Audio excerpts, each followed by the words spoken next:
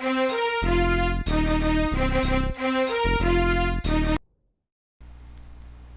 this is Maddie77 of Bottom Feeders Incorporated, and we're just going to take a second here to catch up on what happened with the last couple videos. As I mentioned in them, I had some in real life at home problems. They got worse after that, plus something didn't save, and I kind of had to run from my console. And what did save with the video, I didn't want to, because I had such a hard time beating the 16th, but I didn't want to just edit it out or erase it. That's not what I'm about. It's not what I've been about. So I just combined the two videos. So around the half-hour mark, I sound like I'm about to sign off. I may even have, I think I edited it out, but I may have even signed off. But I didn't. It goes to 50-some minutes. And then at the end, I don't sign off because, like I said, I was under a lot of stress that had nothing to do with games at the time. I ended up having to come through and beat it again. So now I have it paused at where I just beat the 16th Colossus again. So we're just a little behind where the video originally was. But that's fine because, like I said, I really think that this, the final video of Shadow of the Colossus, is an art. Really needed to be taken as a piece on its own. So here we go with the penultimate, the ultimate sorry, episode of the series. Is the final episode, but this is where things really break down, and the emotion and the payoff, and where everything you've done finally comes, your birds come home to roost. So again, this is Maddie77, and here we go with Is It Art? Shadow of the Colossus.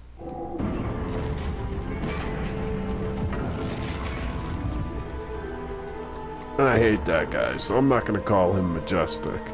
I just don't throw him in when I'm talking about the other Colossi, because I don't really look at him as the same way as the other Colossi. And now we go into one of the few cutscenes in the game. But it's a very important cutscene. And these are the people from your land that now realize what you've done and are coming to try and stop you.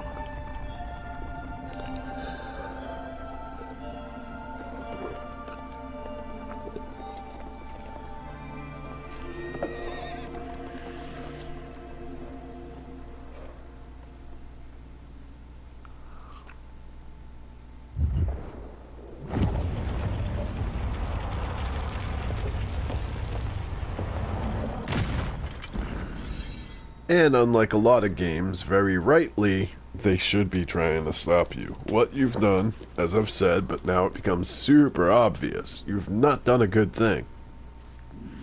Your desire to bring her back to life has pretty much woke up unspeakable evil in the Forbidden Land that was forbidden for a reason. And you are about to pay the ultimate price. And like I said, this is where, to me, the art comes in. This is where the emotional impact comes in, because they don't just tell you in an epilogue. You play this too. This is gonna have gameplay.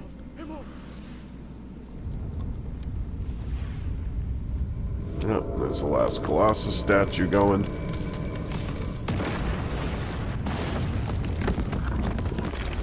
Means Dormin can do what he promised. And that's the other thing.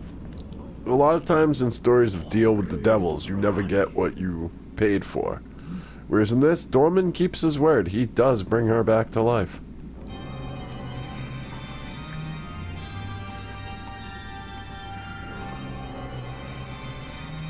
That's not necessarily a good thing either, but he does keep his word.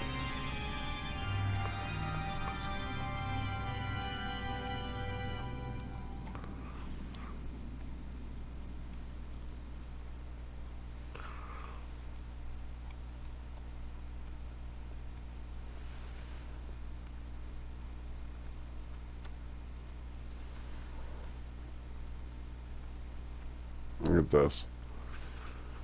Talking about emotional. Oh, look at him. He's like gray. Looks like Resident Evil 2 zombie or something.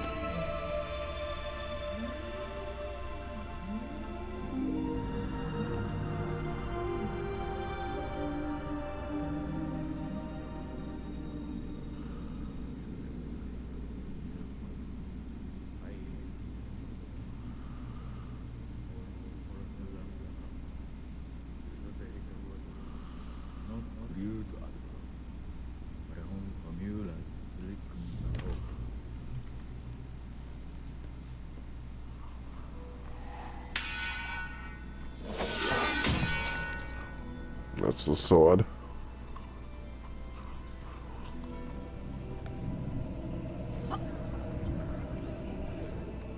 Which, remember, he had to steal.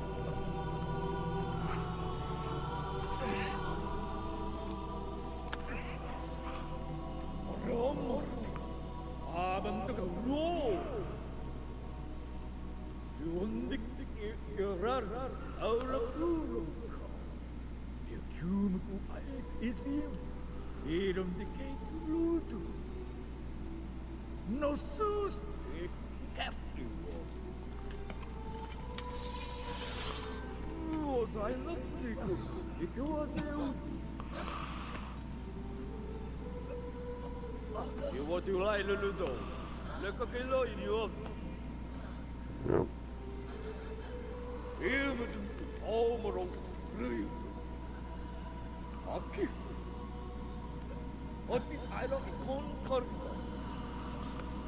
He's just possessed by the dead.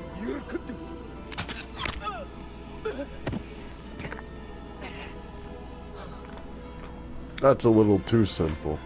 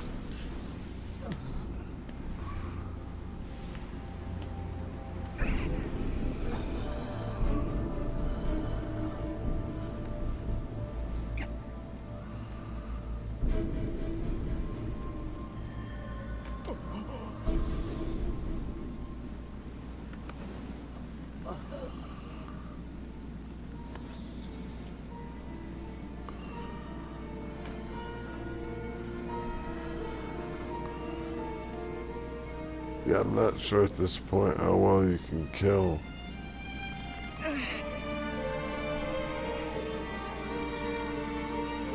Something that's already in that state.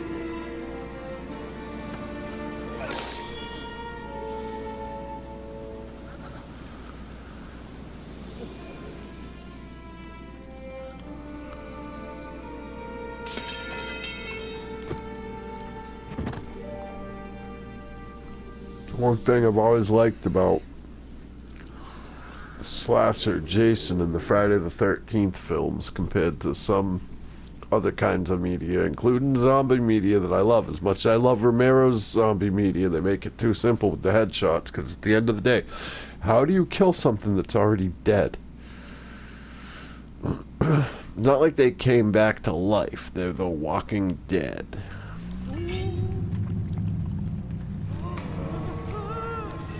I thought Return of the Living Dead did a good job with that, where you can't kill those guys, like, unless you, like, burn every single cell.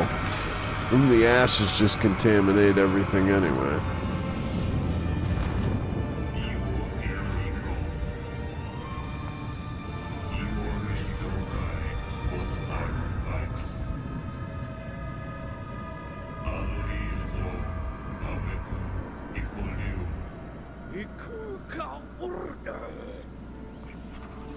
And that was the trick. The Colossi were prisons to hold the pieces of Dormin. And you released them and have been possessed by him. That was the price you paid.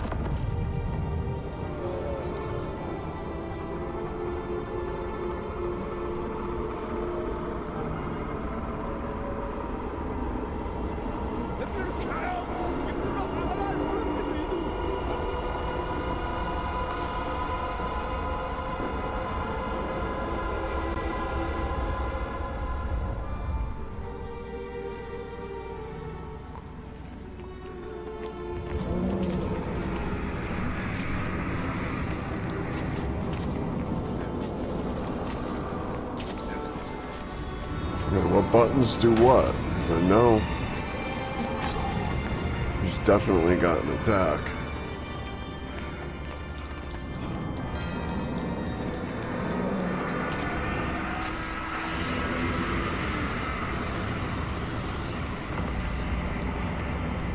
But that's the thing, and that's part of what makes this art. This is part of where the emotional resonance comes through, is the fact that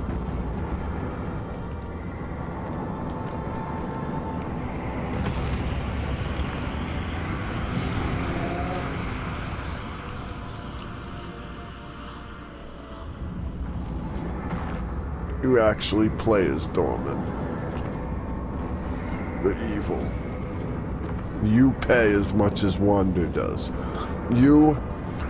And that's what this game did right, and a lot of games don't do right, and that's why I think this goes from just a good game into the realms of art, is you're complicit.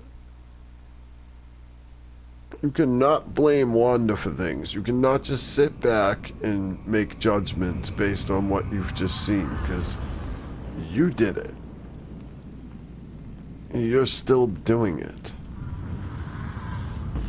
Even here, when Wander is nothing but an afterthought. A dead soul that fulfilled his side of a wish, of a bargain, of a deal with the devil. And he's pretty much gone forever. And Dormin is what's left, who's possessed his dead, destroyed, decaying body.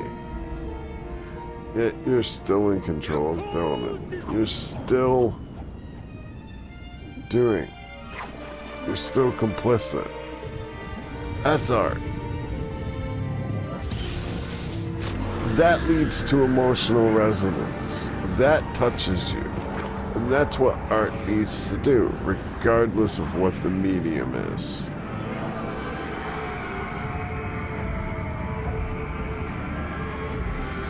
You could break it down hundreds of ways, depending on the media, what specific way they may have done something.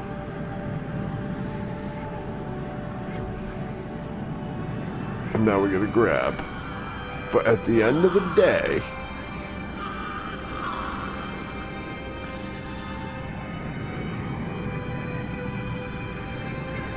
it's all about connecting with the person that is consuming the piece.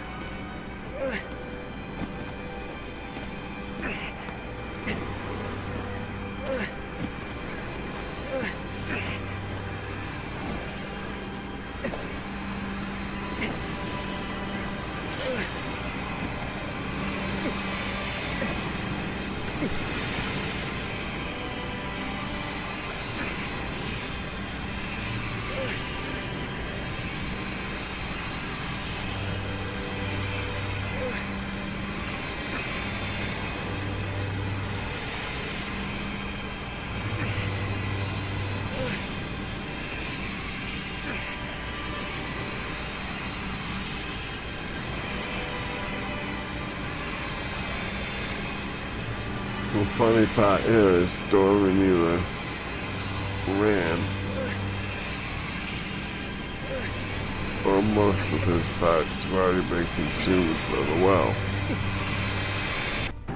And there we go.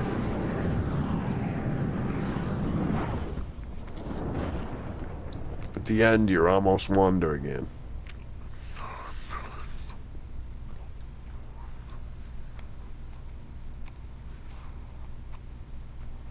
And Iman sacrificed himself, pretty much. Well, they're alive, but they sacrificed everything. Closed the Forbidden Land off again.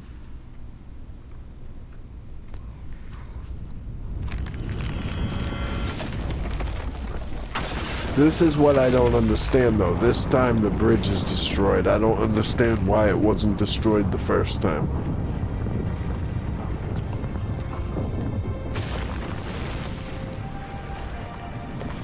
Why there was an ability or a route to get to the Forbidden Land and the temple in the first place.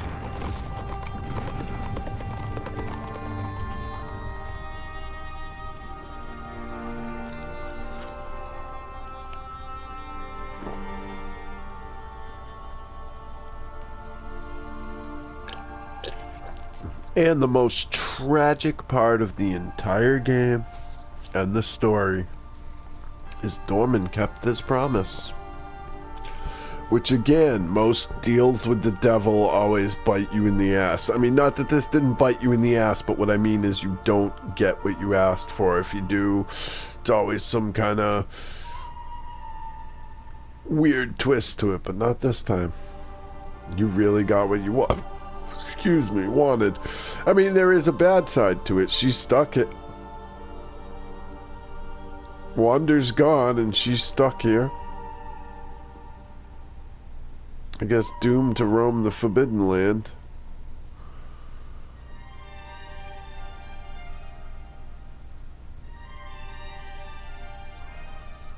Alive, but without the one who sold their soul to bring you back in the first place.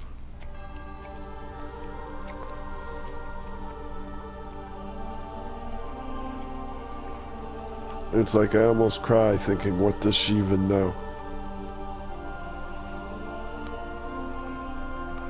Especially considering they're never really truly clear on why she died in the first place.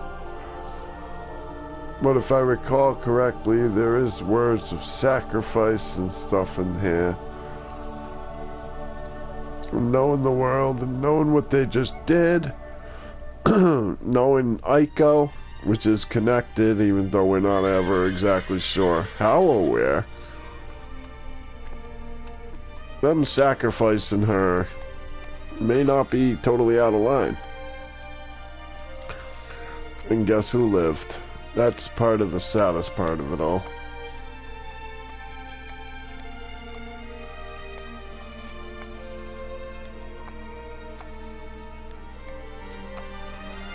What do? Usually you're supposed to shoot a lame horse, but he's now her friend.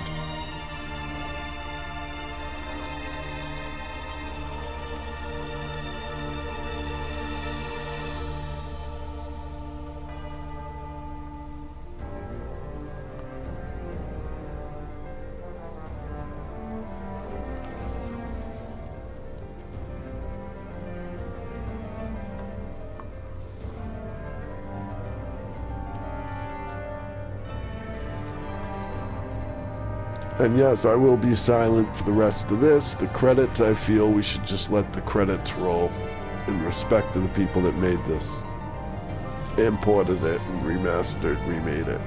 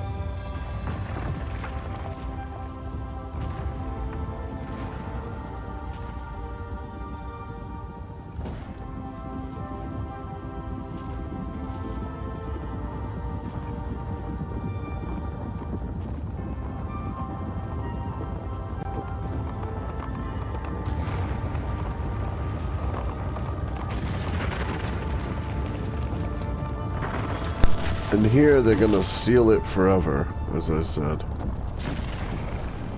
Which again, I never understood why it wasn't sealed to begin with.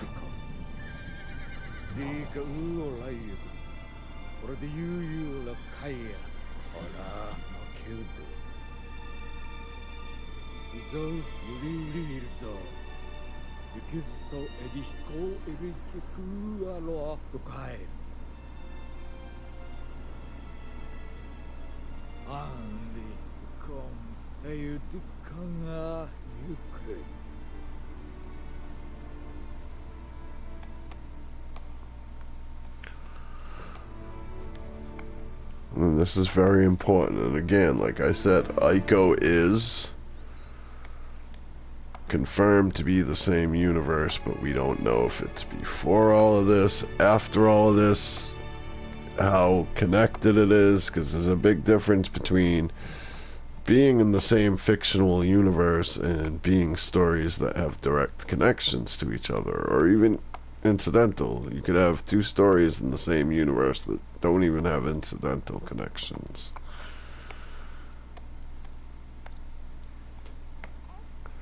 But I'd say it's probably a little more than that just because of this scene.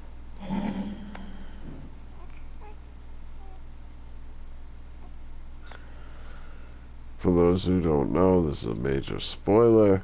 If I'm spoiling you, I'm sorry, or maybe you should pause the sound for the next second. Or go look up Aiko and look at the kid on the cover. Actually, is a better way to put it. Instead of outright just spoiling it, look up the cover to Aiko. Or the art from Aiko. And it becomes pretty clear that this is connected somehow.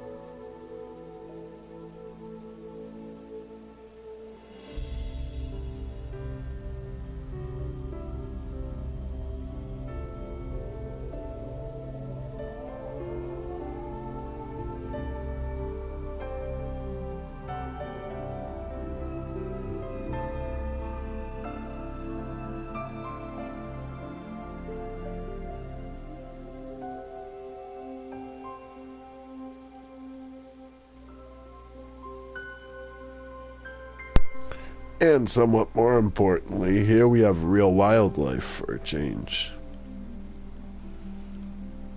Beyond lizards and birds.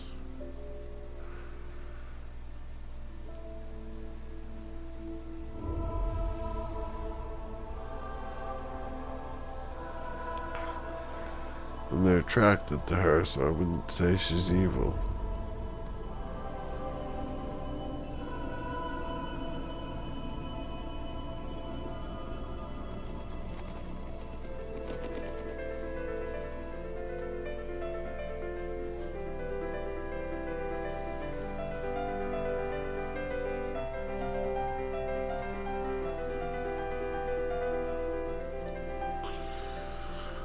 Music's beautiful. It's like you just did something epic. At the same time, very sad. horrible. You did a horrible thing.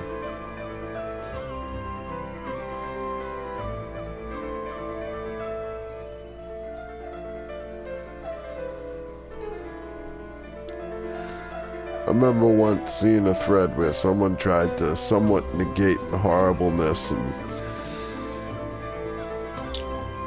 make it, I don't know, ease their conscience a little bit based on the fact that the colossi weren't actual real individual creatures, that they were automons built to hold the soul of Dormin. But even if you look at it completely like that and don't look at killing them as killing majestic beasts or whatever, you still released the soul of Dormin.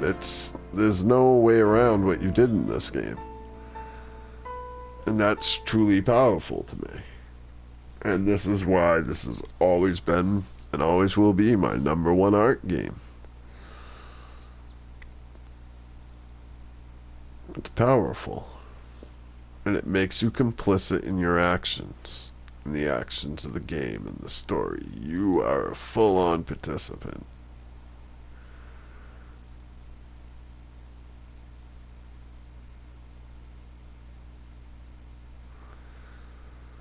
And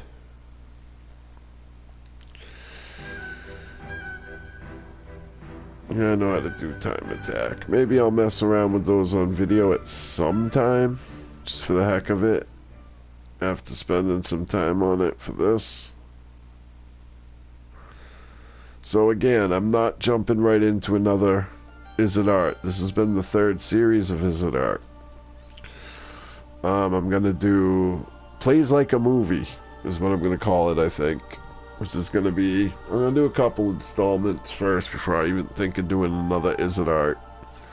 I think the next time I do Is It Art, I think I might do some. I don't know if it'll be a full playthrough or a smaller piece just to talk about my thoughts on it. But I think I'm going to be doing Thomas Was Alone. But for now, I'm going to take a break. Because like I said, I want to keep this as something that I can be doing. It was one of the major reasons I created the channel. It's a major discussion in games that has always mattered to me. So I would really like to keep it going, but I don't want to always have one going and end up burning through all the material, because it's not like other media where there's been hundreds or even a couple thousand, when you look at like books or whatever, years to create and disseminate and have what is an entertainment ascend to art. I mean, yeah, it started earlier. I think it really started in the 60s, but when we want to talk about the popularity of video games and it becoming something that the general public knew about, it's the late 70s, so it's around my age. I mean, I'm 41 and I've lived through most of the public having video games, and so it doesn't have as many examples, at least for the way I look at it. So, like I said, I don't want to burn through everything that I would consider art, or that I wouldn't consider art but gets into the discussion, which I'd like to talk about too, like when I had Everybody's Gone to the Rapture.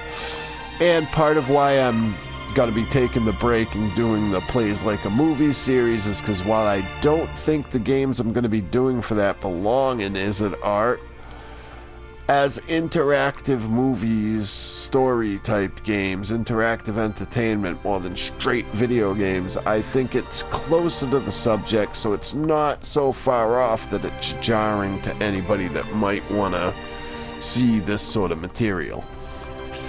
But that's been Shadow of the Colossus. Is it art? And I've said it 100 times, but I plan on ending all of these series with the same question at the end of the day. Shadow of the Colossus. Is it art? Your opinion may vary, but to me, yes. Yes, it is. If you watch this and you have a different opinion or would like to expand on something, please leave a comment, like. Hell, I don't usually ask for this, but subscribing wouldn't hurt me. It's not something I'm ever gonna beat on, but sometimes when I finish out a franchise, just letting you know that it wouldn't be bad if people did like or subscribe. And especially when it comes to things like this, I'd like to hear your thoughts on Shadow, so leave a comment. Let me know how you feel about it as a piece of art versus a video game, or the combination of the two. This has been Matty77 at Bottom Feeders Incorporated, and until the next time.